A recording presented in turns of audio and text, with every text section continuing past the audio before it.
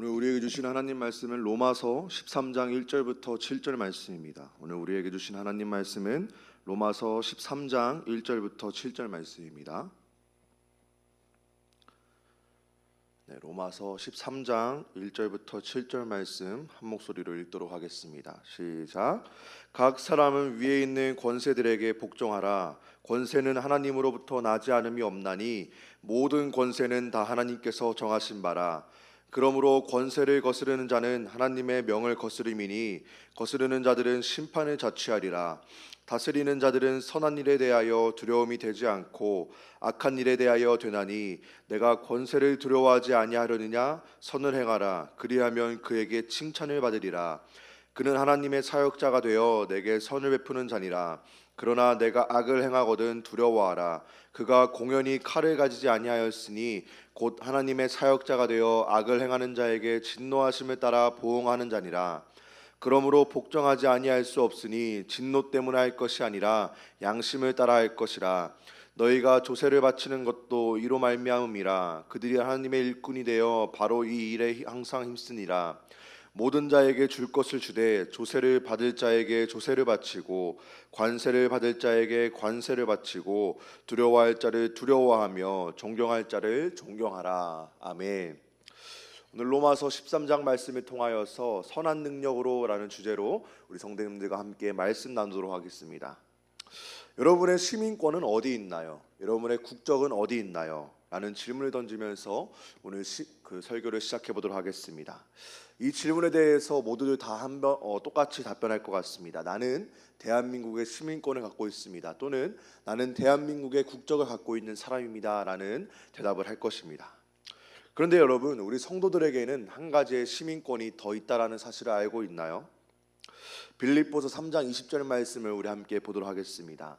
시작. 그러나 우리의 시민권은 하늘에 있는지라 거기로부터 구원하는 자 곧 주 예수 그리스도를 기다리노니. 아멘. 오늘 말씀에서 우리에게 한 가지의 시민권이 더 있다라고 말하고 있습니다. 그것은 바로 하늘의 시민권을 갖고 있다라고 말하고 있습니다. 이것이 무엇이냐? 스스로 예수님을 인생의 구세주라고 영접하고 있고 말하고 있는 자, 시인하고 고백하는 자는 하늘의 시민권이 있다라고 말하고 있는 것입니다.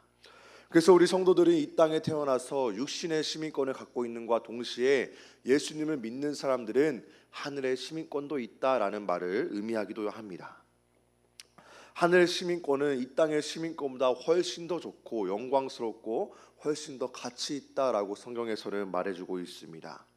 그런데 여러분, 우리가 하늘의 시민권을 갖고 있다고 해서 이 땅의 시민권을 무시한 채 이 땅의 법과 이 땅의 사회를 무시하고 살아가면 되는 것일까요?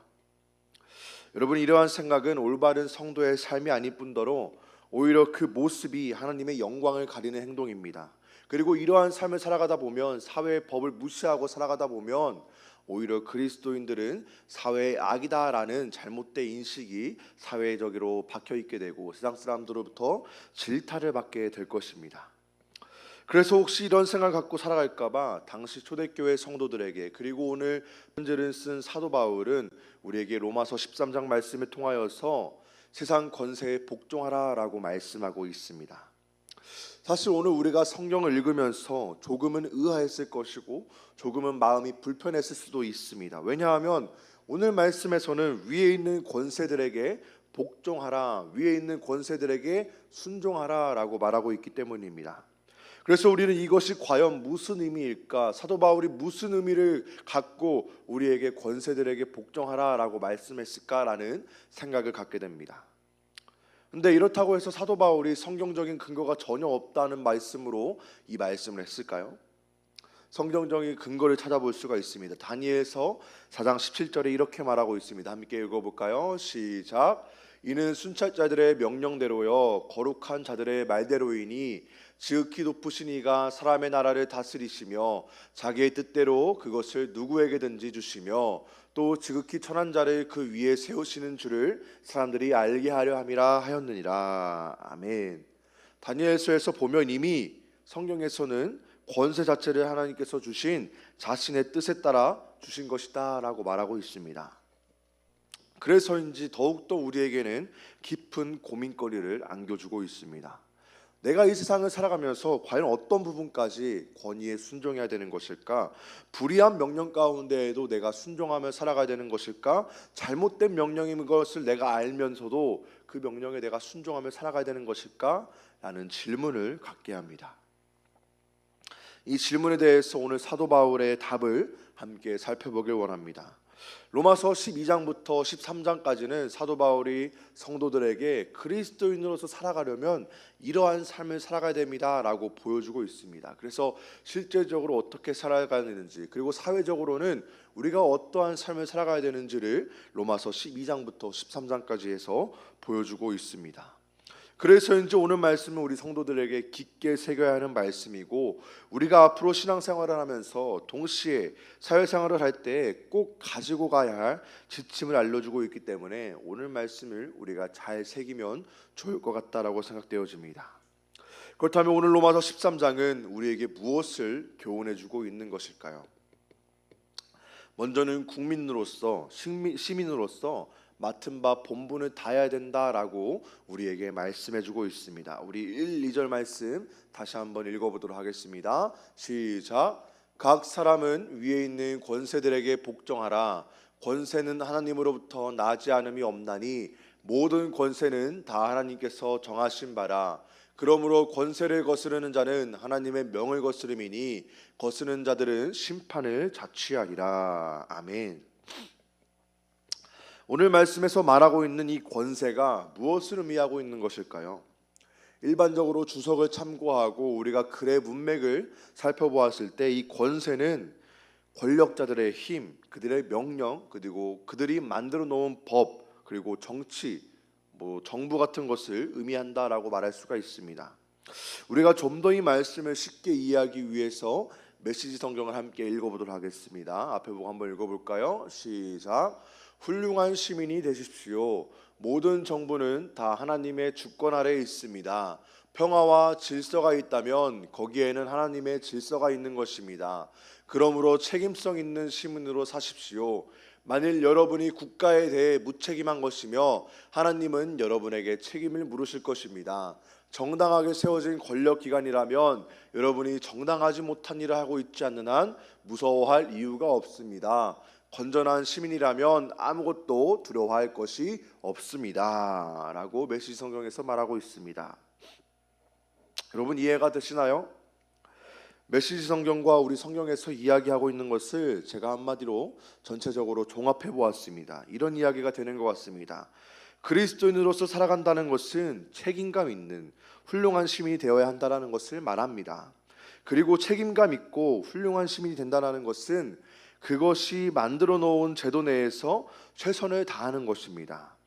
그래서 적극적으로 투표도 하고 목소리를 내는 것, 의무를 다하는 것, 그것이 무책임한 그리스도인이 되는 것이 아닌 책임감 있는 그리스도인이 되는 것입니다 라고 저는 요약을 해보았습니다.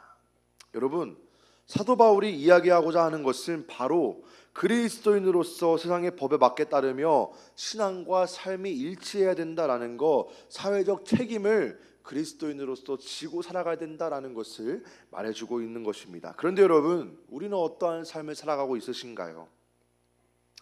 입으로는 사회에 관심을 가져야 된다라고 말하고 있습니다. 내가 신앙과 삶이 일치해야 된다라고 말하고 있습니다. 법을 지키면서 우리가 살아가야 됩니다라고 말하고 있습니다. 윤리적으로 도덕적으로 살아가야 된다고 말을 하고 있습니다. 그런데 정작 저를 비롯해서 우리 모두의 삶은 어떠한 삶을 살아가고 있으신가요? 저는 설교를 준비하면서 이 말씀을 저의 삶에 빗대어 봤을 때 참으로 많이 반성을 했던 것 같습니다. 스스로는 사회에서 선한 영향력을 끼쳐야 하는 그리스도인이 되고자라고 스스로에게 말하고 있습니다. 그러나 정작 국민으로서의 의무를 잘 실천하고 있는가라고 살펴봤을 때 그러한 모습이 많이 나타나 있지 않습니다. 대표적으로 투표하는 모습을 살펴볼 수가 있습니다. 얼마 전에 6월 1일 날 우리가 지방선거가 있었습니다. 그런데 저는 그날 투표를 해야 된다라고 말은 하고 있었지만 그 날이 빨간 날이기 때문에 열심히 노는 모습을 스스로 발견하게 되었습니다. 그리고 법을 지켜야 한다라고 말하면서 가장 기본적인 신호도 안 지키는 때가 많이 있었습니다. 때로는 도덕적으로 살아가야 된다고 말은 하고 있지만 가장 기본적인 분리수거조차 안 하는 저의 모습을 발견하게 되면서 과연 이것이 그리스도인의 삶인가? 이것이 바로 사도 바울이 말하고 있는 사회적 책임을 다하는 그리스도인의 삶인가라는 질문을 스스로에게 던져보게 되었습니다. 스스로에게 던져봤을 때 이것이 권세에 순종하는 삶이 아니구나. 이것이 그리스도인의 삶이 아니구나. 나는 책임을 다하는 시민으로의 삶, 나는 책임을 다하는 그리스도인으로서의 삶을 살아가지 못하는 것이구나라는 것을 깨닫고 있었습니다. 여러분은 그리스도인으로서 무엇을 실천하고 계신가요? 라는 질문을 한번 던져보았으면 좋겠습니다. 혹시나 그 명령이 올바른 명령임에도 불구하고 여러분의 삶 속에서 지키고 있지는 않으신가요? 우리가 그 명령을 지킨다고 해서 우리에게 누가 해하지 않습니다. 우리에게 누가 목숨의 위협을 가하지 않습니다. 오히려 칭찬을 받는다라고 오늘 말씀에서는 말하고 있습니다. 우리 3절 말씀 다 같이 한번 읽어볼까요? 시작. 다스리는 자들은 선한 일에 대하여 두려움이 되지 않고 악한 일에 대하여 되나니 내가 권세를 두려워하지 아니하려느냐? 선을 행하라. 그리하면 그에게 칭찬을 받으리라. 아멘. 한마디로 우리가 우리의 삶 속에서 선한 일을 하게 된다면 우리의 정치인들도 그들의 법도 우리에게 해코지할 이유가 전혀 없습니다. 그것은 정당한 일이기 때문에 우리에게 오히려 칭찬을 한다라고 말하고 있습니다. 이것은 세상의 당연한 이치에도 불구하고 우리는 내 삶이 편한 대로 살고 있었을 때가 너무나 많이 있습니다.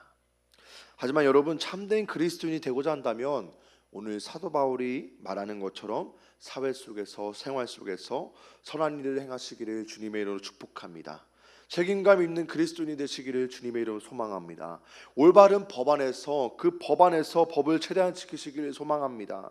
작은 것 하나부터 실천하면 되는 것입니다. 국민으로서, 시민으로서 해야 할 의무를 다하고 작은 규범이라도 지킨다면 그것이 바로 하나님이 기뻐하시는 그리스도인의 삶이 되는 것입니다.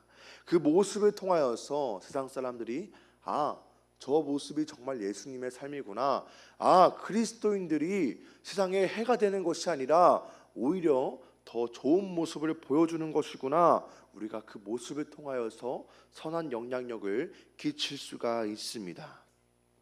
그런데 만약 우리가 이런 일에 무책임한 일을 보여준다면 어떠한 일들이 일어나게 되는 것일까요? 이런 선한 모습들이 있는데도 내가 해야 할 일들을 하지 않는다면, 권세를 거스르는 자가 된다면 우리에게 어떤 일들이 닥치게 될까요? 우리가 2절 말씀 읽어보도록 하겠습니다. 시작. 그러므로 권세를 거스르는 자는 하나님의 명을 거스름이니 거스르는 자들은 심판을 자취하리라. 아멘. 여러분, 2절 말씀을 좀 더 쉽게 표현해 본다면 무책임한 자는 하나님의 명을 거스르는 것이니 무책임한 것은 결국 벌을 스스로 받게 된다라고 말을 하고 있습니다. 여러분, 이게 생각보다 위험하고 무서운 말임을 우리가 기억해야 하는 것입니다. 국가에 대한 책임을 다하지 않는 자는 하나님의 명령을 거스르는 것이며 결국 그 책임에 대해서는 우리 스스로 심판을 받아야 된다라고 말을 해주고 있습니다.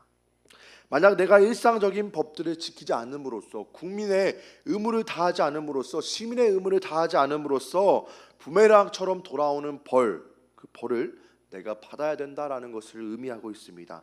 쓰레기를 분리수거하지 않음으로써, 자연을 사랑하지 않음으로써 벌에 대한 책임, 결국 내가 받게 되는 것이고 우리의 후손들이 그 벌을 받게 되는 것입니다. 전 세계적으로 그 벌에 대한 책임이 점점 다가오고 있습니다. 이상기후들이 일어나고 있습니다. 가장 건조한 땅 칠레에 있는 아카다마 사막, 이곳에는 1년의 강수량이 13일밖에 되지 않는다고 말합니다. 그런데 이상기후를 통하여서 이곳에 하루 만에 1년의 강수량 이상이 오게 되었습니다. 그리고 대한민국 땅 올해 유례가 없는 가뭄이 찾아오게 되었습니다. 여러분, 이것을 단순히 자연의 현상이다라고 생각하지 않기를 바랍니다. 내가 하지 않았던 사소한 행동이 결국 자연의 현상으로, 심판으로서 우리에게 돌아오고 있는 것입니다. 오늘 말씀이 말했던 것처럼 그 법에 순종하지 않음으로써 그 심판이, 법이, 그 행동에 대한 대가가 지금 우리의 삶 가운데 우리가 피부로 점점 느끼고 있는 것입니다. 여러분, 이것이 환경에서만 해당되는 것일까요? 시민의 권리에서도 똑같습니다. 우리가 투표를 하지 않음으로써 우리에게 돌아오는 종교적인 그 불이익, 우리에게 돌아오고 있는 신앙의 자유를 억압하고 있는 것, 그것을 우리가 감내해야만 한다라는 것을 우리가 오늘 말씀을 통해서 기억해야 합니다. 사실 오늘 말씀에서는 분명 세상 권세에 순종하고 권세에 복종해야 된다라고 말하고 있습니다. 무조건적으로 그리스도인들은 이 말씀에 순종해야 될까라는 질문을 던질 수가 있습니다. 여러분, 그런데 우리 그리스도인은 무조건적으로 법에 순종할 것이 아니라 한 가지의 기준을 갖고 법에 순종해야 됩니다. 한 가지의 잣대를 갖고 있어야 됩니다. 그것이 무엇이냐? 그것은 바로 하나님 말씀 가운데 그 법의 기준을 바라보아야 하는 것입니다. 인간의 생각은 옳은 것 같아 보입니다. 인간의 말은 너무나 그럴싸합니다. 너무나 좋아 보입니다. 그러나 인간이 좋아 보일 때 오히려 하나님이 보시기에는 옳지 않은 것들이 있습니다. 하나님이 보시기에 옳지 않은 것들이 행해지고 있다면 우리는 정당한 방법을 통하여서 그 권리들을, 그 법들을, 그 명령들을 우리가 막아내야 하는 것입니다. 올바른 방향으로 이끌어가야 하는 것이 바로 그리스도인의 삶인 것입니다. 여러분, 이것이 성경의 가르침과 위배된다라고 생각되어지십니까? 전혀 아닙니다. 다니엘서에도 보면 다니엘은 당시 포로로 바벨론 왕국에 끌려가게 되었습니다. 그럼에도 거기서 바벨론 왕국의 모든 명령을 다니엘과 세 친구가 따르고 살아갔나요? 나는 선민이기 때문에 오로지 하나님의 명령에만 따라야 된다라고 생각했나요? 다니엘과 세 친구는 그런 삶을 살지 않았습니다. 때로는 바벨론의 명령에 따라야 되는 것은 바벨론 법에 따라서 살아갔던 사람들이 바로 다니엘과 세 친구입니다. 그러나 하나님의 명령에 위배되는 일, 진리가 위배되는 이들은 그들이 목숨을 걸고 사수했다라는 것을 다니엘서의 말씀을 통하여서 확인할 수가 있습니다. 왕이 명령을 내려서 그에게 말합니다. 너희는 왕 말고 다른 신들에게 순종하지 말아라. 정해진 시간 내에 기도하지 말고 금신상 앞에서 나와서 절을 해라 라고 명령하고 있습니다. 그런데 여러분, 다니엘과 세 친구가 그 명령에 순종하는 삶을 살았나요? 순종하지 않았습니다.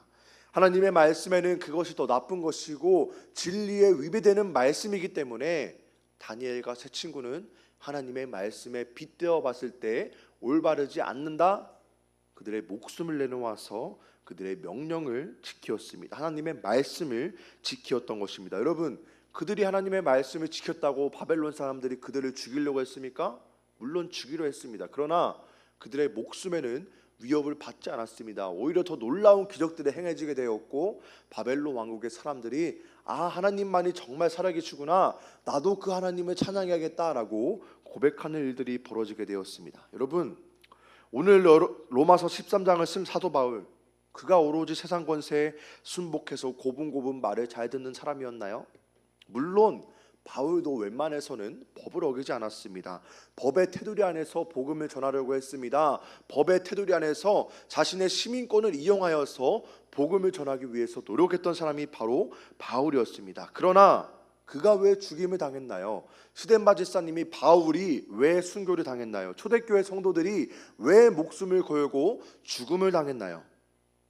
그들이 복음을 전하기 위해서 당시 로마법이 하지 말라고 했던 전도를 했기 때문에, 법에 위반되는 전도를 했기 때문에 그들의 목숨을 다 내놓게 되었던 것입니다. 여러분, 당시 퀴리오스라고 하는 단어가 있습니다. 이 퀴리오스라는 단어는 헬라어로 주라는 의미를 갖고 있습니다. 우리가 주 예수 그리스도 할 때 주라는 의미가 헬라어로 퀴리오스입니다.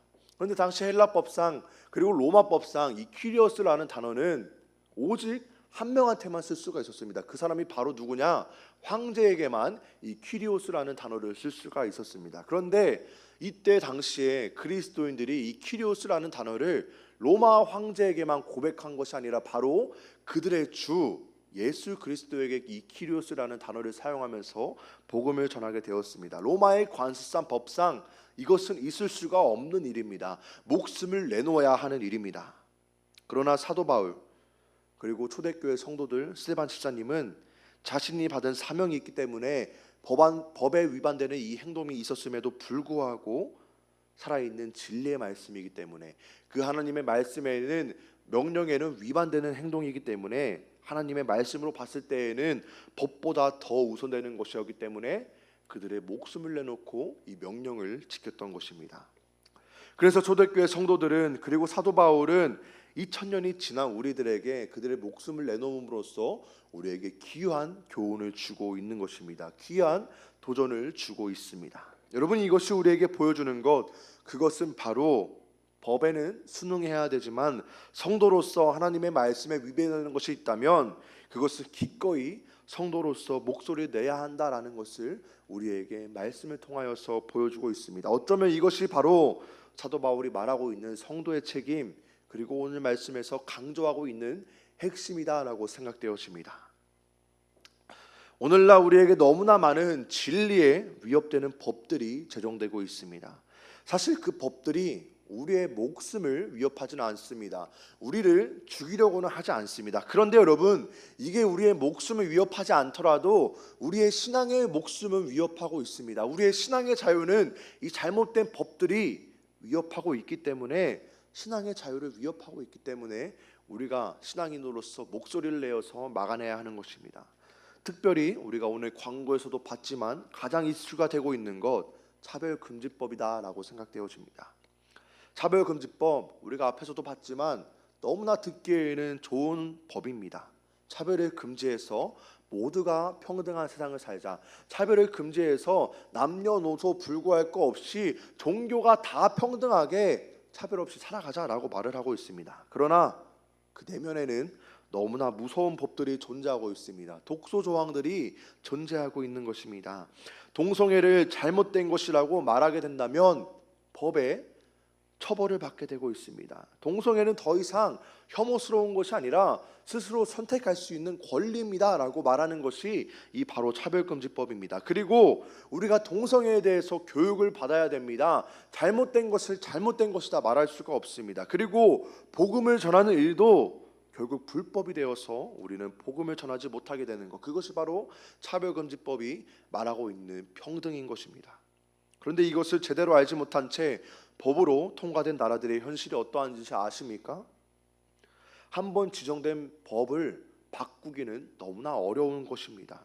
오히려 이 법들이 더욱더 가중된 혼란을 갖고 있다는 것을 이미 차별금지법을 제정한 나라들이 우리에게 보여주고 있습니다. 얼마 전 수업 시간에 박한수 목사님의 설교를 한 교수님이 보여주게 되었습니다. 네덜란드에서부터 온 편지다라고 하면서 그 내용을 읽어주었는데, 여러분, 네덜란드가 가장 먼저 차별금지법을 허용한 나라입니다. 그런데 네덜란드 지금 어떠한지 아십니까? 동성애를 잘못된 것이라고 말할 수가 없습니다. 학교 공교육에서 동성애에 대해서 교육을 하고 있습니다. 여러분이 스스로 레즈가 될 것인지, 게이가 될 것인지, 트랜스젠더가 될 것인지, 아니면 약간 이성, 모든 성을 지향할 것인지를 선택할 수 있다라고 가르치는 것이 바로 네덜란드입니다. 교회에서 잘못된 것을 말할 수가 없습니다. 그 유튜브 댓글에 보니까 네덜란드에서 온 신앙인들, 그들이 교회를 다니고 있음에도 불구하고 동성애를 잘못됐다고 말하지 않고 있습니다. 왜 이게 잘못된 거냐? 우리나라에서는 잘못된 것이 아니라 그냥 자신의 자유이다라고 말하고 있습니다. 여러분, 저는 대표적으로 또한 영국을 말씀드리고 싶습니다. 영국은 1967년에 21세 이상 남성들이 동성애를 할 수 있다라는 것을 처음으로 법으로 허용하게 되었습니다. 그 이후에 조금씩 동성애에 대한 법들이 생겨나게 되었고, 차별금지법에 대한 조짐들이 보이게 되었습니다. 그 이후에 동성애에 대한 법들이 생기게 되었습니다. 그리고 2006년에 영국에서는 차별금지법이 제정되기 시작하면서 영국은 단 6년 만에, 아니 약 7년 만에 2013년에 동성애 법이 제정되게 되었습니다. 여러분, 차별금지법이 제정되기까지 1967년부터 2006년까지 약 40년의 시간이 걸렸습니다. 분명히 40년의 시간 동안 영국의 그리스도인들이 목소리를 내었을 것입니다. 그런데 2006년에 차별금지법이 제정되고 난 이후 2013년 동성애가 합법화되는 6년의 짧은 시간 동안 아주 빠른 속도로 차별금지법이 제정된 이후에 아주 빠른 속도로 동성결혼까지 허용되는 것을 보게 됩니다. 여러분, 이것이 무엇을 의미하는 것일까요? 차별금지법에 대해서 우리가 목소리를 내지 않으면 우리도 영국과 똑같이, 네덜란드와 똑같이 신앙의 위협을 받을 수가 있다라는 것을 보여주고 있습니다. 영국에 수많은 기독교인들이 있었음에도 불구하고 그들의 목소리를 제대로 내지 못하였습니다. 그들은 갈피를 못 잡고 무엇이 옳은지 무엇이 잘못된 것이 모를 때에 결정권을 내주게 되었고, 그렇게 되니 오늘 말씀에 나오는 것처럼 결국 심판을 영국교회 스스로 받게 되는 것을 보게 되었습니다. 차별금지법으로 인하여서 전도도 제대로 하지 못하고 죄를 죄라고 말하지 못하는 영국교회, 지금 현실이 어떤지 아십니까? 영국의 기독교인이 3%에 불과합니다. 그리고 영국의 기독교인의 평균 연령이 60세 이상이라고 말하고 있습니다. 이제는 영국에서 교회를 다닌다라고 말을 할 수가 없는 시대에 이르게 되었습니다. 여러분, 대한민국은 그나마 다행인 게 영국이라는 나라를 통하여서, 앞의 나라 네덜란드를 통하여서 거울을 삼을 수가 있습니다. 우리가 가야 할 길을 알 수가 있습니다. 한국에서도 계속해서 차별금지법에 대해서 이야기가 나오고 있습니다. 그러나 우리는 그들처럼 가만히 있지 않고 우리의 목소리를 내어서, 성도들이 한 목소리를 내어서 신앙이 지킬 수 있는 그 시대를 막아내야 되는 것입니다. 우리가 그것을 막아내야 돼서 우리의 자녀들에게 정말 신앙의 자유를 물려주어야 되는 것입니다. 그러한 반대에도 불구하고 우리가 목소리를 내야 하는 이유는 우리의 신앙을 지키기 위해서입니다. 하나님의 말씀 가운데, 성경 말씀 가운데 비춰봤을 때 이것은 진리에 위반되는 일이고 이것은 잘못된 일이기 때문에 우리가 목숨을 걸고서라도 사수해야 되는 것, 그리고 오늘 말씀에서도 말하는 것 같이 우리가 그것을 거스름으로써, 우리의 의무를 다하지 않음으로써 심판을 받지 않기 위해서는 우리의 의무를 다해야 된다라는 것을 말해주고 있습니다. 마지막으로 우리가 그리스도인으로서 목소리를 내야 되는 것, 동성애에 대한 것에 대해서 우리가 목소리를 내야 합니다. 여러분, 성경에서 동성애는 죄악이다라고 정확히 명시하고 있습니다. 그럼에도 대한민국 수도 서울에서는 올해 7월 달에 퀴어 축제가 열린다라고 말하고 있습니다. 계속해서 동성애자들이 자신들의 권리를 인정해 주세요라고 목소리를 높이고 있습니다. 그러다 보니까 한국 기독교 내에서도 동성애를 인정해 줘야 되는 것 아닌가라는 목소리가 심심치 않게 들리고 있습니다. 여러분, 한국뿐 아니라 각 나라의 교단에서도 이 동성애에 대해서 다양한 목소리가 나오고 있습니다. 미국 강미교단 내에서는 동성애 찬성의 문제에 대해서 교단이 분열되기도 하였습니다. 미국에서 계속해서 동성혼을 찬성하는 주들이 늘어나면서 신앙인들의 믿음까지도 위협하고 있습니다. 대표적인 사례 3가지가 있습니다. 애틀란타 스틸워터스 연합감리교회의 담임 목사인 캐롤 슬렌더 목사는 결혼에 대한 전통적인 신앙관을 유지하고 성경적인 목소리를 내야 된다라고 감리교단에 성명서를 내었습니다. 근데 여러분, 우리가 복동적으로 생각하면 이 성명서를 받아들여야 되는데 감리교단에서 어떻게 했냐? 그 목사의 목사직을 면직했습니다. 당연한 목소리를 내었음에도 불구하고 목사의 목사직을 면직했습니다. 그리고 미국 아이다호 주에서는 동성 결혼 주례를 거부한 목사에게 어떠한 일이 일어났느냐? 당신이 벌금형으로 매일 $1,000씩 내거나 아니면 180일 동안 감옥에 들어가세요라고 판결을 내렸다고 합니다. 미국 오레곤주에서는 재가정을 우겨하는 크리스천 부부가 자신의 단골 가게인 동성애 부부가 자신의 결혼들을 축하하기 위해서 동성애 케이크를 만들어주세요라고 주문했답니다. 그런데 크리스천 부부가 우리는 신앙의 양심상 그것을 할 수가 없습니다라고 거부했다가 소송을 당하게 되었습니다. 그런데 주정부가 판결을 내리기로는 1억 4천만 원의 벌금을 내라라고 판결을 내리게 되었습니다. 여러분, 이들이 이렇게 벌을 받으면서 저항을 받으면서 우리에게 주는 의미들이 무엇일까요? 이러한 일들이 왜 지금 현재 일어나고 있는 것일까요? 기독교인들이 성경을 제대로 모르고 복음이 무엇인지 제대로 모른 채 목소리를 내지 않고 그저 자신에게 닥칠 일이 아니다라고 생각하기 있기 때문에 이러한 일들이 일어나고 있고, 그리고 우리가 이러한 일들을 통하여서 교훈을 얻을 수가 있습니다. 그러나 다시 한번 말하지만 2000년 전 사도 바울이 오늘 로마서 13장을 통하여서 말하고 있는 것은 무조건적인 순종이 아니라 그의 삶에서도 보여주었듯이 성경에 위반되는 명령이 있다면 목소리를 내어서 우리가 막아내야 된다라는 것을 의미하고 있습니다. 그렇지 않게 되면 결국 그 무책임에 대한 결과는 우리가 스스로 감내해야 된다라는 것을 말해주고 있습니다. 우리의 신앙의 선조들도 신앙에 위배된다면 목소리 내어서 말을 하였습니다. 초기 침례교회 일제에 의해서 많은 순교자들이 나오게 되었고 교단이 폐쇄되는 아픔을 경험하게 되었습니다. 왜 이러한 일들이 일어나였나요? 신사참배를 거부하기 때문에 일제에 의해서 교단이 폐쇄되었고 목숨의 위협까지 받게 되었습니다. 왜냐? 그것이 성경에 위배되는 명령이기 때문에, 그들이 진리를 봤을 때 잘못된 것이기 때문에 그들의 목숨을 내놓고 막았던 것입니다. 여러분, 그들의 순종의 얼마가 있었기 때문에 오늘날 우리가 자유로운 대한민국 땅에서 자유롭게 신앙생활을 할 수가 있는 것입니다. 러슬 무어라는 남침례교회 신학자가 이러한 말을 남겼습니다.